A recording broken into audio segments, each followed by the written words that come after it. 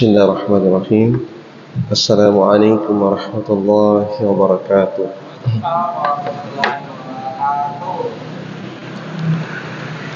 Alhamdulillah alladzi 'allama bil qalam 'allama al-insana ma lam ya'lam. Wassalatu wassalamu ala asyrafil anam sayyidina Muhammad sallallahu alaihi wasallam wa ala alihi wa sahabatihi wa atba'ihi al-kiram wa ummati jami'an الذين تمسكون بشريعة الإسلام إلى آخر الزمان. سبحانك لا علم لنا إلا ما علمتنا إنك أنت العليم الحكيم. اللهم علمنا علما ما ينفعنا وانفعنا بما علمتنا وزدنا علما نافعا وعملا صالحا ورزقا طيبا. اللهم إنا نعوذ بك من علم لا ينفع ومن قلب لا يخشع ومن نفس لا تشبع ومن دعاء لا يسمع ومن هؤلاء الأربع. وصل اللهم وسلم على سيدنا مولانا وقدوتنا محمد وعلى آله وصحبه وبارك وسلم تسليما كثيرا والحمد لله رب العالمين.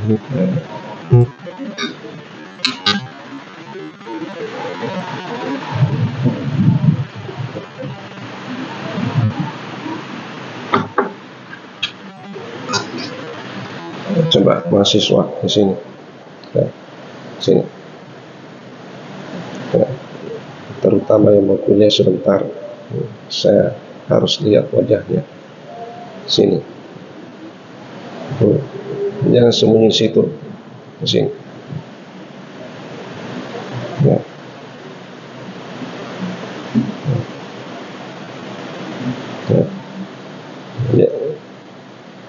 Coba di sini. Jangan dibalik tiang, kecuali ini, kecuali yang ini tidak apa-apa dibalik tiang. Selain ini, di sini harus kelihatan. Kalau bersembunyi juga dibalik tiang, maka kamu sama dengan ini. Sini, betul. Sini.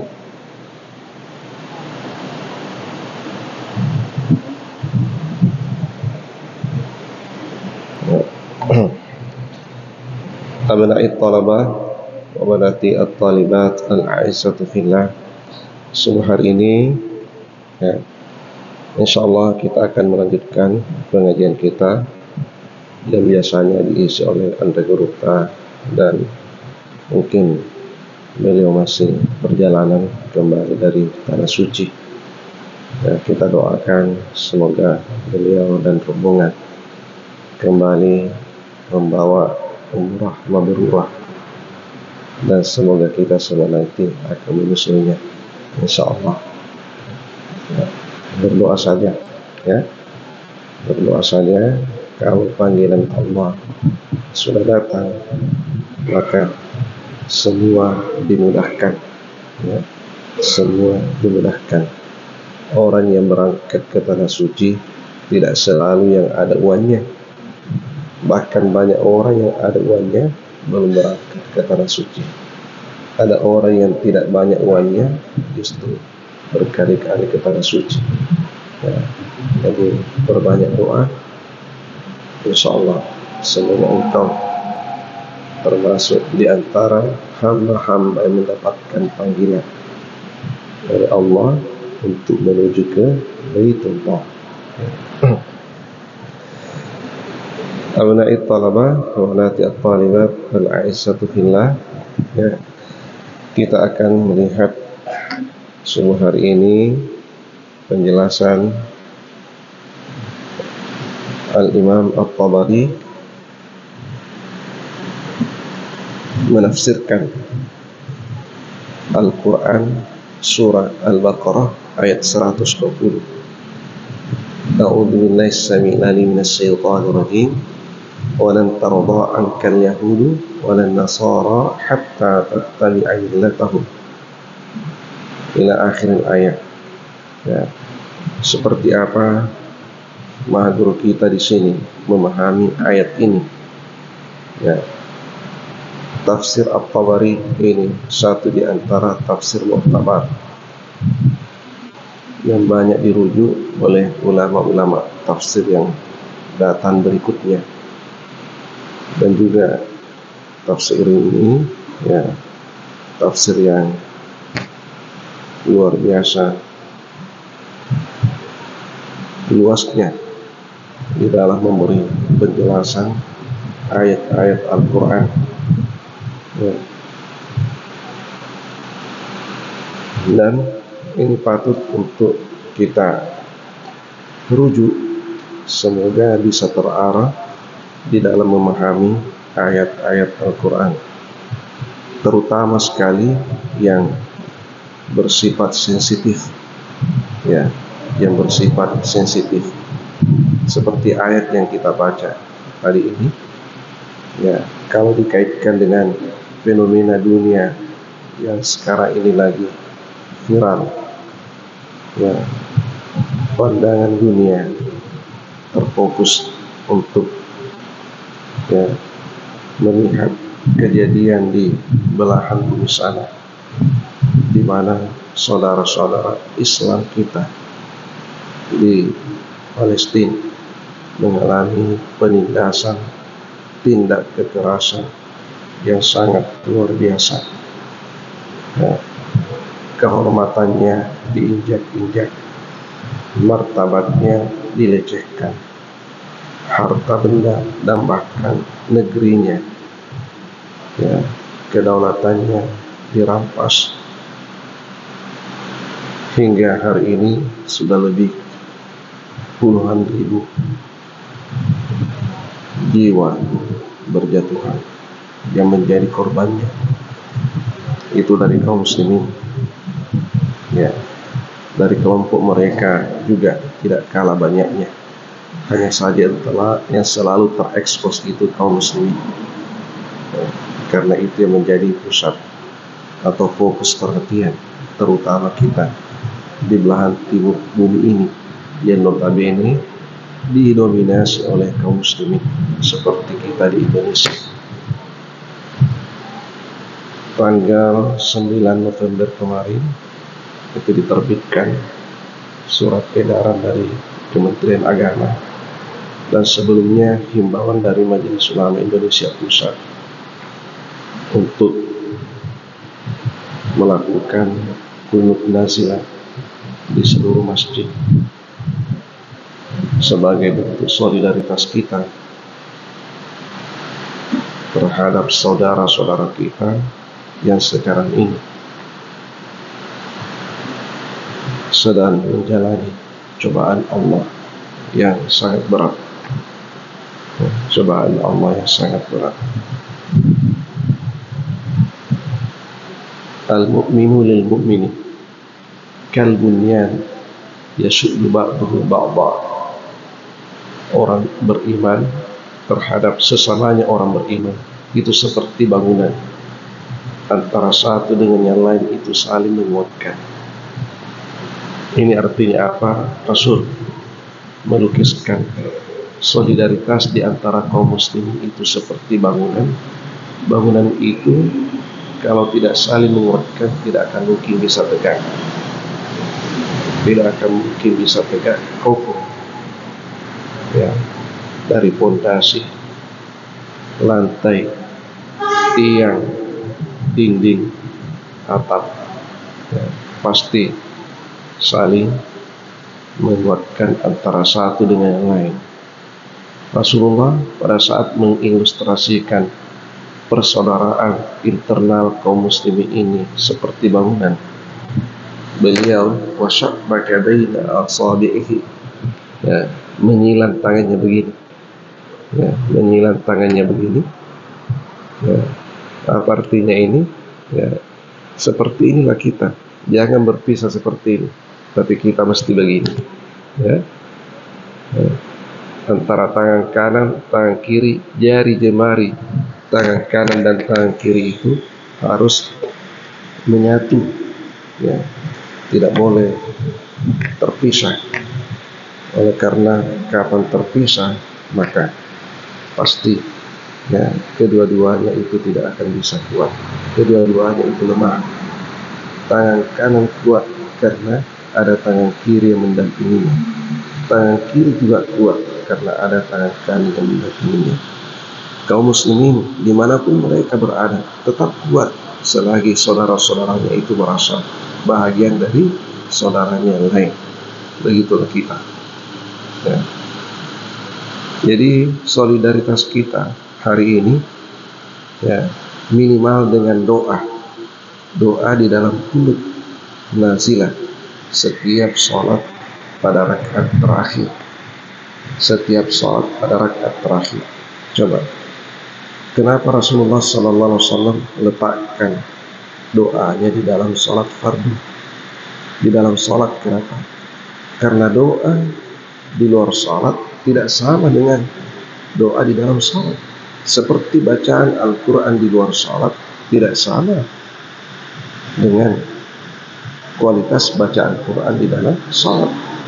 Ingat, Ali bin Abi Thalib radhiyallahu anhu pernah melukiskan orang yang membaca satu huruf Al-Quran di dalam sholat, fadilahnya itu 100, di luar sholat turun setengah jadi 50.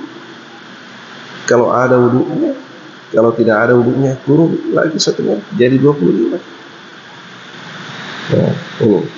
Jadi Rasul meletakkan doa nazilah ini karena dianggap ini doa urgen, doa yang sangat penting, doa emergensi, maka itu diletakkan di dalam sholat. Lalu sholatnya sholat fardu. Kenapa sholat fardu? Karena sholat fardu itu pasti kita lakukan sebagai orang beriman. Ya, kalau sholat sunat lebih banyak yang meninggalkannya. Tapi kalau sholat fardu selagi orang beriman pasti melakukannya. Ya, betul. Lalu sholat fardu ini dilakukan secara berjamaah, tidak sama sholat sunat. Ya, lebih banyak sholat sunat yang dilakukan secara munfarid, waktunya tidak menentu. Nah, tapi kalau sholat fardu, kapan orang beriman yataraddadu ilal masjid fa'lam annahu mu'min.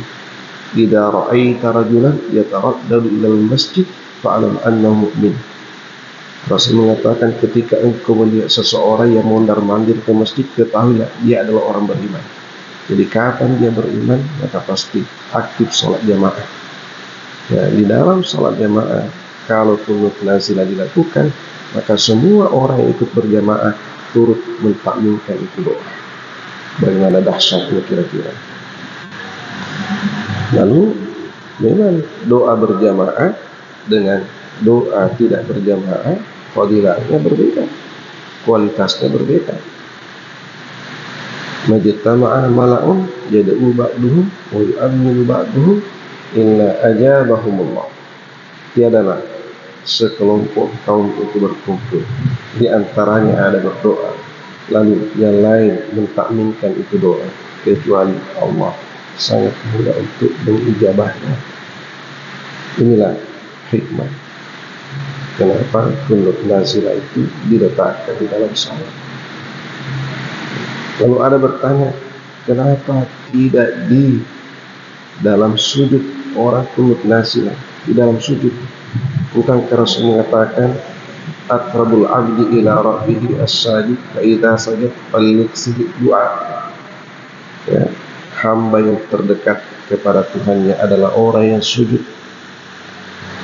Ya, itulah sebabnya ketika seorang hamba sujud, maka hendaklah memperbanyak doanya. Ya, kenapa tidak di dalam sujud? Ya, ingat bahwa Rasul menghendaki ini doa dilakukan secara berjamaah. Kalau di dalam sujud tidak mungkin berjamaah, pasti sendiri-sendiri. Nah, tadi kembali ke hadis sebelumnya bahwa kekuatannya doa berjamaah tidak sama dengan doa munfarid sendiri-sendiri.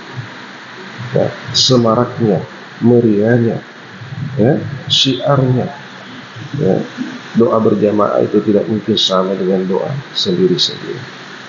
Makanya Rasul memilih pertama sholat, yang kedua sholat fardu, yang ketiga rakaat terakhir. Nah, kemudian dilakukan secara berjamaah. Oleh karena doa ini dijiharkan, sekalipun sholatnya sholat sirri seperti sholat duhur, sholat asar, doa kunut nazilah ini tetap dijiharkan supaya semua jamaah itu ikut mentakbirkannya. Jadi ini mengaku semua. Inilah bentuk solidaritas kita, minimal doa.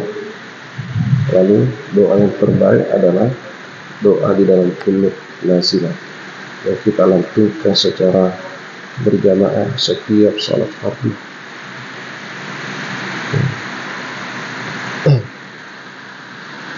Lalu anak semua, ya, selain dari doa ini, ya, apalagi ya, harta benda. Harta benda sebagian rezeki kita yang Allah titipkan kepada kita, ya titipkanlah untuk saudara-saudara kita yang ada di sana. Ya. Wallahu fi auni al-'abdi ma kana al-'abdu fi auni akhihi. Allah senantiasa menolong hambanya selagi hamba juga senantiasa menolong saudaranya. Sekarang saudara kita di sana menjerit, membutuhkan kehadiran kita. Tidak mesti fisik kita yang datang di sana. Oleh karena kalau fisik kita bahayanya lebih besar, ya, sehingga itu tidak efektif. Aksesnya juga susah, fasilitasnya juga susah. Maka yang efektif sekarang ini setelah doa adalah harta kita. Nah, itulah sebabnya Al-Quran mengatakan, infiru khifafan wa siqalan wajahidu bi amwalikum wa anfusikum fi sabilillah dzalikum khairul lakum in kuntum ta'lamun. Surah At-Taubah ayat 41. Berangkatlah kalian kendati dalam perasaan ringan atau berat,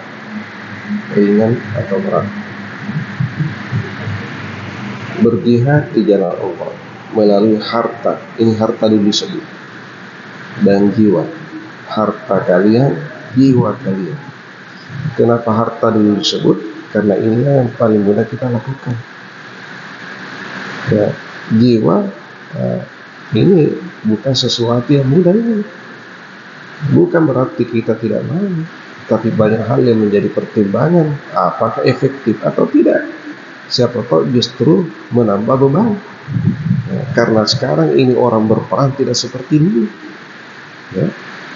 Ya, perang itu tidak hanya fisik, ya, bahkan perang yang paling dahsyat itu adalah perang saraf, ya, perang media, perang opini. Nah, ini semua model-model perang masa kini. Ya. Ya. Model-model perang masa kini. Ya. Tidak hanya dalam bentuk fisik, kekuatan personal itu sangat lemah dan risikonya sangat tinggi, sehingga itu dinilai tidak efektif. Makanya kita diminta hadir dengan harta itu dulu, bi amwalikum, lalu wa anfusikum. Ketika hartamu terkumpul, ya, ada di antara kaum muslimin yang memiliki profesionalisme di dalam memanage, ya, harta yang terkumpul itu dalam bentuk apa nanti kemasannya untuk dikirimkan ke sana, ya, dalam bentuk apa nanti bukan kita yang atur. Ada saudara-saudara kita yang punya profesionalisme di situ, ya, melihat kondisi, ya, uang ini dijadikan apa sehingga dianggap efektif, tepat sasaran untuk diluncurkan ke Palestina, saudara-saudara kita di sana. Ini mengaku semua. Dzalikum khairul lakum. Itulah yang terbaik bagi kalian. Jihad adalah pilihan yang terbaik. Namun jangan mengartikan jihad dalam arti sempit, selalu kontak fisik, tidak. Ya. Al-Quran juga memperkenalkan tadi itu, bi amwalikum wa anfusikum. Bahkan kunut nazilah ini adalah bagian dari jihad. Jadi kalau kita padukan, ada 3 yang diminta: doa kita, harta kita, dan jiwa kita. Ya. Paling tidak yang terkait dengan jiwa ini adalah perasaan kita. Ada perasaan perih, perasaan sedih, perasaan peduli di dalam hati, ya, melihat dan mendengar informasi, ya, betapa biadabnya perlakuan Zionis terhadap kaum muslimin di bumi Palestina. Ya, sehingga dari perasaan itu muncul rasa ibah. Ya, apa yang mesti kita lakukan? Mereka yang dititipkan harta oleh Allah kepadanya, maka kerahkanlah harta kita, itulah jihad kita. Yang dititipkan pemikiran oleh Allah, kerahkan pemikirannya. Yang dititipkan keterampilan oleh Allah, kerahkan keterampilannya melalui media, melalui apa-apa, semua kita kerahkan. Nah, kita padukan dari semua sisi. Insya Allah itu akan melahirkan suatu kekuatan besar, kekuatan dahsyat. Lalu ditopang lagi dengan doa oleh semua kaum muslimin di berbagai belahan dunia, di setiap masjid di mana adzan dikumandangkan yang tidak pernah berhenti sepanjang waktu, ya, dari timur ke barat, dari barat sampai ke timur, dari timur kembali naik ke barat, ya.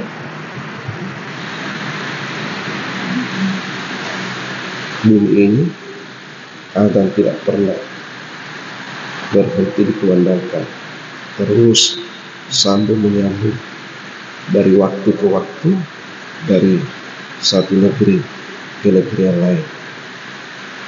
Ya, coba dahsyatnya itu kalau serentak kaum muslimin melakukan indignasi, belum lagi yang melakukan tabligh akbar, berkumpul sampai ratusan ribuan, ratusan ribu, dan mungkin sampai jutaan umat, semua istighatsah, merintih memohon kepada Allah supaya pertolongannya itu diturunkan. Nah, ini semua kekuatan kita yang terpendam. Nah, orang-orang kafir tahu itu, tahu sekali.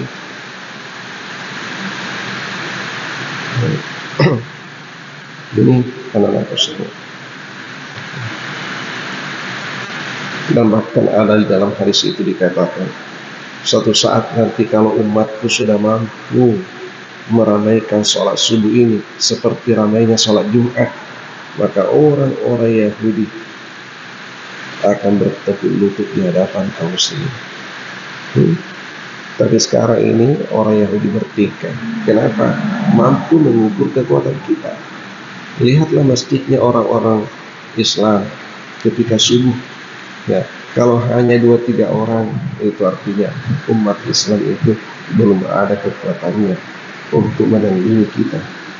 Tapi begitu kaum muslimin nanti meramaikan masjidnya ketika sholat subuh sama ramainya dengan sholat Jumatnya, maka hati-hati, ya, kekuatan Islam sudah mulai bangkit dan itu nanti akan menguasai dunia ini. Nah, itu yang mereka khawatirkan itu.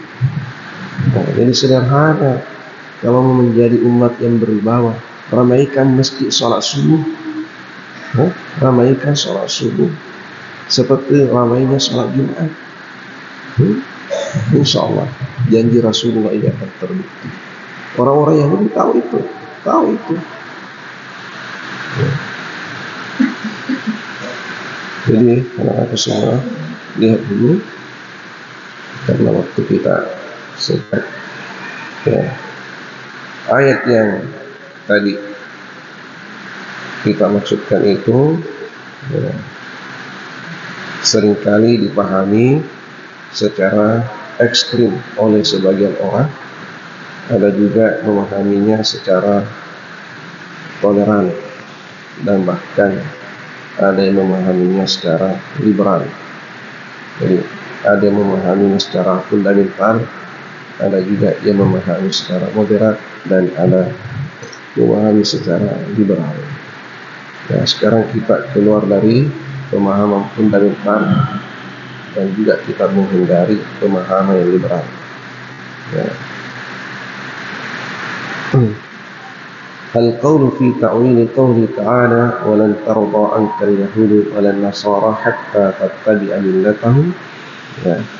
Adapun ya ta'wil dari firman Allah Subhanahu wa taala, walan tarda, ya, sekali-kali orang-orang Yahudi tidak akan rela kepada engkau wahai Muhammad. Jadi mukhatabnya ini kepada Rasulullah. Walan Nasara, demikian pula orang-orang Nasrani, hatta tattabi'a millatahum, sampai engkau wahai Muhammad mengikuti millah mereka, mengikuti agama mereka, mengikuti ideologi mereka. Ini mukhatabnya kepada Rasul. Nah, jadi ada yang memahami secara teks, katanya yang dibenci oleh orang Yahudi dan orang Nasrani itu adalah Rasulullah. Nah, itu yang dibenci secara pasti. Kalau umatnya belum tentu, ya, karena mukhatabnya itu ayat kepada Rasul. Kebenciannya orang Yahudi dan orang Nasrani kepada Rasulullah kebencian yang abadi.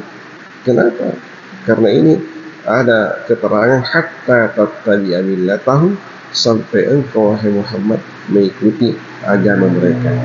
Mungkinkah Rasulullah berpindah agama mengikuti Yahudi Nasrani?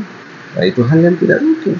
Kalau itu hal yang tidak mungkin, sementara itu yang menjadi syarat ya redahnya orang Yahudi dan Nasrani, maka ya itu hanya impian belaka yang tidak akan mungkin menjadi nyata untuk selama-lamanya. Ya. Jadi walaisatil Yahudi ya Muhammad, ya, tiadalah orang Yahudi wahai Muhammad, wala an-Nasara, dan juga orang-orang Nasrani, biradiyatin anka abada, reda kepadamu untuk selama-lamanya. Pada talaba ma yurdihim wa yuwafiquhum, maka tanggalkanlah upaya untuk mencari keridhaan mereka. Ya. Itu hal yang tidak mungkin, kata guru kita, tidak mungkin. Ya.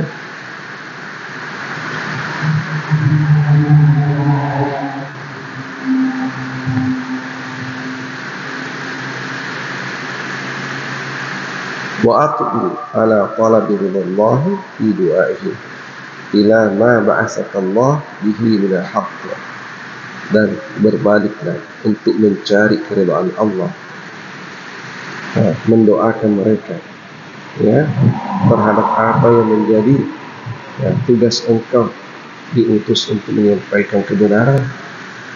Jadi ini guru kita di sini memahami ayat di atas seolah-olah Rasul ya diseru dengan ya bahasa seperti ini, wahai Muhammad, ya, tidak usah engkau mencari ridhanya mereka, itu hal yang tidak mungkin terjadi. Lebih baik engkau mendoakannya. Doakan orang Yahudi, doakan orang Nasrani, semoga mereka dapat hidayah, ya, karena engkau sebagai Rasul memang itulah tugasmu. Nah, memang itulah tugasmu, ya. Orang Yahudi dan Nasrani, selagi mereka Yahudi, selagi mereka Nasrani, tidak akan mungkin rela kepadamu. Nah, maka jangan engkau menuntut keridhaan mereka. Nah, lebih baik engkau kembali mendoakannya. Kalau hatinya terbuka menerima kebenaran Islam, nah, maka dia akan berbalik dari membenci menjadi menyukai. Ya, karena kalau dia sudah tembus hidayah masuk ke dalam hatinya, maka dia akan hijrah dari agamanya menuju ke hidayah. Hidayah ini adalah dinul Islam. Kalau mereka sudah memeluk agama kita, maka pasti berbalik dari membenci menjadi menyukai. Nah, ini Rasulullah, ya, Rasulullah disampaikan seperti itu oleh Yang Maha Kuasa. Namun, ya, ketika memahami ayat ini, ya, apakah betul konotasinya ayat ini hanya kepada Rasulullah? Secara teks memang iya, ya, tetapi secara konteks, lihatlah apa yang terjadi hari ini. Rasulullah sudah tidak ada secara fisik, beliau tidak sama lagi dengan kita secara fisik. Apakah kebencian mereka dari dua milah ini masih tetap ada atau sudah berakhir? Nah, maka kondisi Palestina ini itu yang jawabannya. Kondisi Palestina hari ini di Jordan, bagaimana Israel, bagaimana Yahudi, dan bagaimana Zionis. Ini mungkin perlu kita bedakan, ya. Siapa itu Israel, siapa itu Yahudi, dan siapa itu Zionis. Ya. Ya. Ini kerap kali diidentikan, tapi tidak persis sama.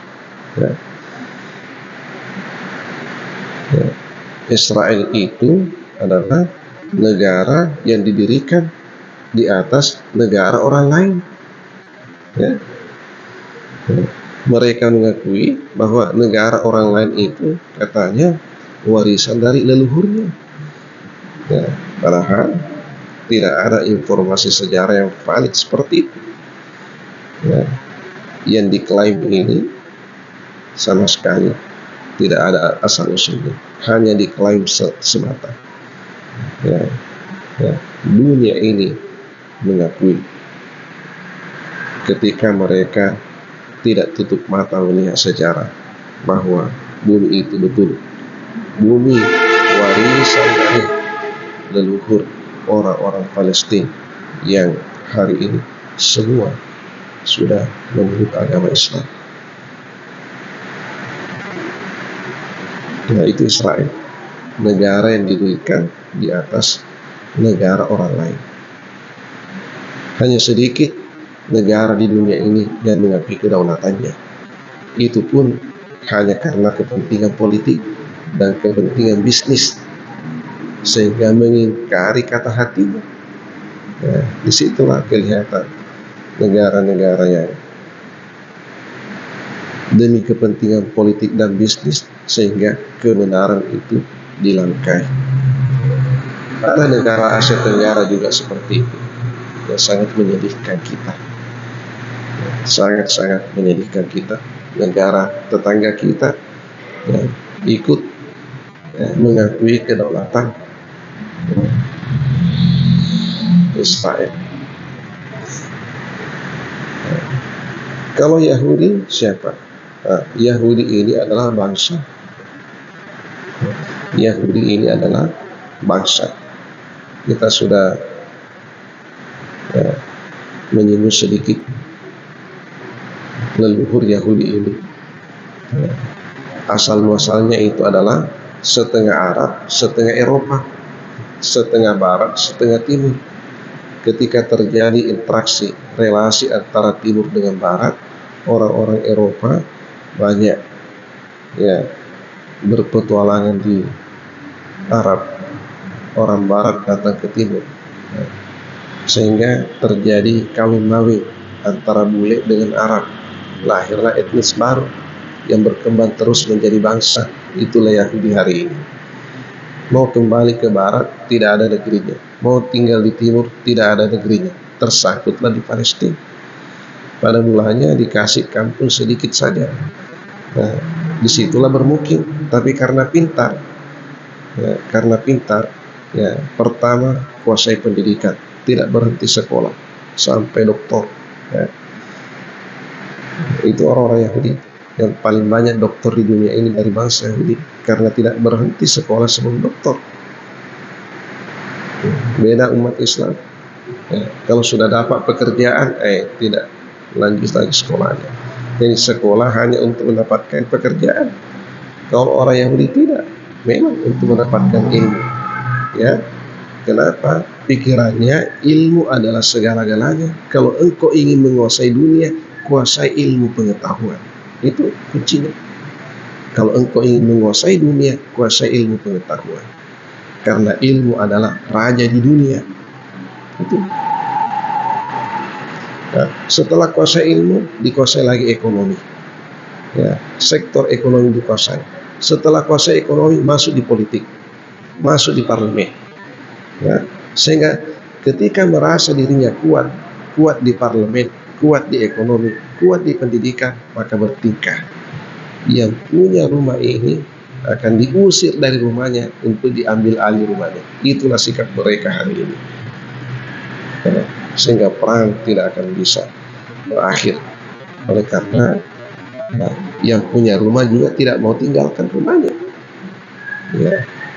Hanya dua pilihannya, mati syahid atau hidup menang. Mati syahid atau hidup menang. Ya. Ini sehingga terus menerus sepanjang tahun hingga hari ini luka ini tidak akan bisa sembuh. Ya. Terus Zionis itu siapa? Nah, Zionis itu memang ini adalah ya gerakan pembebasan ya,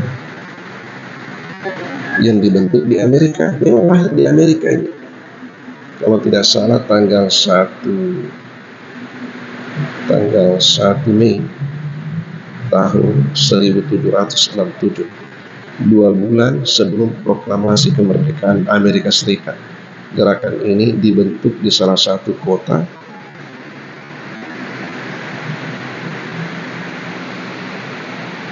di Amerika, namanya itu Philadelphia. Nah, disitulah dibentuk gerakan ini.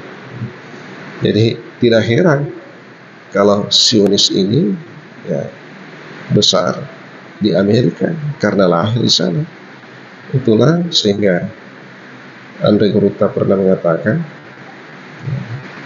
dalam kita tidak bisa membedakan antara Amerika dengan Israel. Apakah Israel itu Amerika kecil ataukah Amerika itu Israel besar? Nah, itu satu kata ini, satu kata. Begitu Israel digigit, maka Amerika ini goyang. Karena yasuddu ba'duhu ba'dan. Rupanya orang Yahudi ini lebih dulu mempraktekkan konsepnya Rasulullah daripada kita orang beriman. Kita orang beriman ya sudah digigit saudara kita di sana, masih santai-santai di sini. Nasilah pun susah, susah.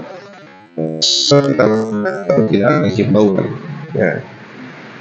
Kenapa resistensinya kita lemah, strumnya kita lemah, persaudaraan kita lemah.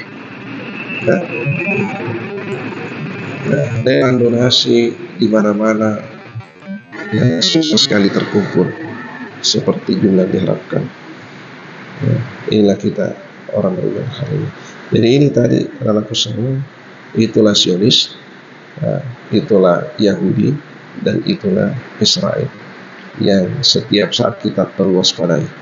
Insya Allah nanti kita lihat lagi apakah ayat ini betul konotasinya hanya kepada Rasulullah karena mukhatabnya hanya kepada Rasul, ataukah kepada Rasulullah sekaligus kepada umatnya. Insya Allah nanti kita akan lanjutkan kajian kita seperti apa sesungguhnya. Wallahu a'lam bishawab. Bismillahirrahmanirrahim. Alhamdulillahi rabbil alamin. Wa sallallahu wa sallim ala sayyidina Muhammad wa ala alihi wa sahbihi wa barik wa sallim tasliman katsira. Allahumma nawwir qulubana jami'an bi nuril ilmi wa bi nuril hikmah wa bi nuril hidayah kama nawwarta as-samawati wal ardi bi syamsi. Allahumma ij'alna jami'an min alladhina yastami'una al-qawla fayattabi'una ahsana. Allahumma ansur ikhwanana al-muslimina fi Palestin. Allahumma ansur al-mujahidina fi Palestin. Allahumma ansur man nasara ad-din fi Palestin wa fi kulli makan. Wansur juyush al-muwahhidin wa ahlikil kafarata wal musyrikin wa dammir a'da'aka a'da'ad-din wa a'li kalimataka ila yaumiddin. Subhanakallahumma wa bihamdika nashhadu an la ilaha illa anta nastaghfiruka wa natubu ilaik. Subhana rabbika rabbil izzati amma yasifun wa salamun alal mursalin walhamdulillahi rabbil alamin. Wa ma taufiqi illa billah, alaihi tawakkaltu wa ilaihi unib. Wabillahi taufiq wa da'watu wal irsyad. Assalamualaikum warahmatullahi wabarakatuh.